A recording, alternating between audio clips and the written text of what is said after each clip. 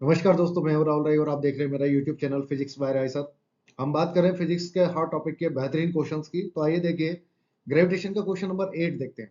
है ना, ग्रेविटेशन के क्वेश्चन नंबर 8 में हमसे क्या बोला गया कि at an infinite number of particles, है ना, कितने पार्टिकल्स है, इनफाइनाइट नंबर ऑफ पार्टिकल्स है, each of mass is capital M, are placed on the positive X axis at 1 metre, 2 metre, 4 metre, 8 metre and so on, ठीक, from the origin. आगे बोला गया कि find the magnitude of the resultant gravitational force on mass capital M kept at the origin.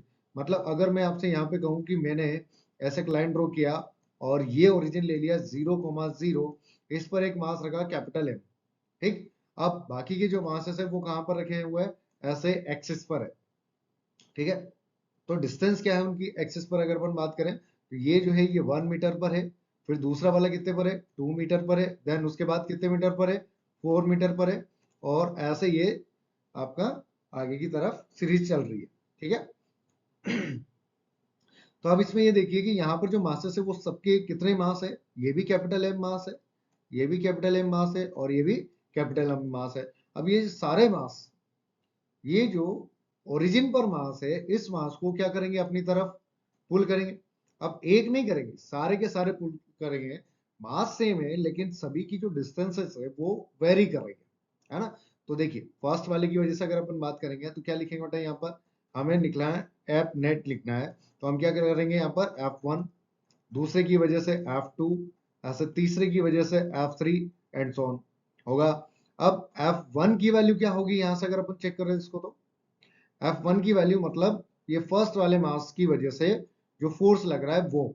तो देखिए first वाले मास की वजह से कितना फोर्स लगेगा कि G कैपिटल M, और जहां ओरिजिन पर जिस पर निकालना है उसका मास भी M है, तो ये G M square upon distance की बात करें तो 1 का स्क्वायर, ठीक। As it is same for F2 बात करेंगे अपन तो क्या हो जाएगा, G capital M square upon यहां से जो डिस्टेंस है वो कितनी है अब, 2 मीटर, ठीक है। ऐसे आपका ये बढ़ते जाएगा। फिर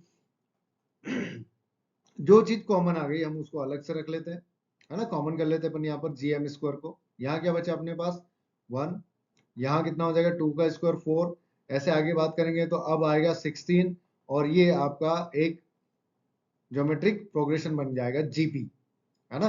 अब इसका समेशन की बात करें फॉर इनफाइनाइट टर्म्स के लिए तो ये हो जाता है ए अपॉन 1 - आर, है ना, ए अपॉन 1 - आर हो जाएगा आपका यहाँ पे, ठीक है।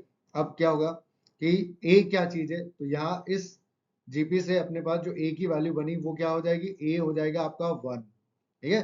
फर्स्ट टर्म को अपन ए लिखते हैं, ठीक है। तो ए की वैल्यू कितनी हो गई, 1 हो गई।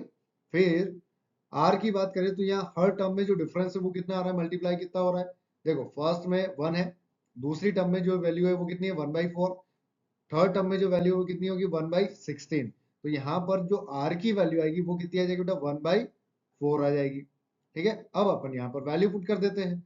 जब अपन यहाँ पर इसमें वैल्यू पुट करेंगे तो एफ नेट कितना हो जाएगा आपका, जी एम स्क्वायर, और ये जो वैल्यू लिखी जाएगी वो कितनी हो जाएगी आपकी, यहाँ पर ए की वैल्यू हो जाएगी 1, और ये आ जाएगा आपका 1 - 1/4, ठीक। अब यहाँ पर अपन इसका एलसीएम ले सकते हैं, तो ये बना जी एम स्क्वायर, है ना, और 4 आपका एलसीएम के बाद ऊपर चला जाएगा, नीचे आएगा आपका 4 - 1 3।